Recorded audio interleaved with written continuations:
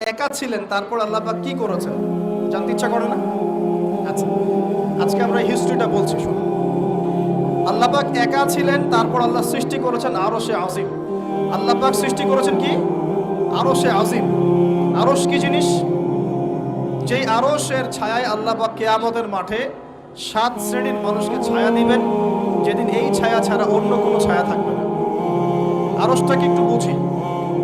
একটা হাদিসের মধ্যে নবী সাল্লাল্লাহু আলাইহি ওয়াসাল্লাম বলেছেন, নবীর নাম শুনলেই দরুদ পড়বেন, বলবেন সাল্লাল্লাহু আলাইহি ওয়াসাল্লাম।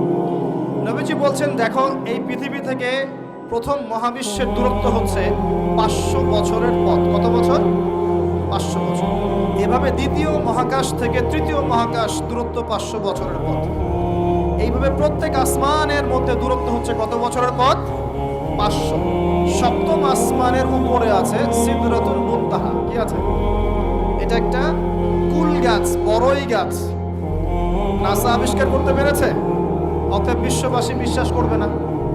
নাসা যদি কালকে বলে হ্যাঁ পাওয়া গেছে সিদরাতুল মুনতাহা, তাহলে বিশ্ববাসী বিশ্বাস করবে। একটা শিরকি দর্শন চলছে, কুফরি দর্শন। ও যখন বলবে হ্যাঁ, তখন সবাই বলে হ্যাঁ, যখন তারা বলে না, সবাই বলে না। আল্লাহ পাকের ওহীর জ্ঞানের কোনো মূল্য নাই সবার কাছে, ইল্লা মাশাআল্লাহ। সিদরাতুল মুনতাহার উপরে আছে কুরসি। কি আছে? কুরসি।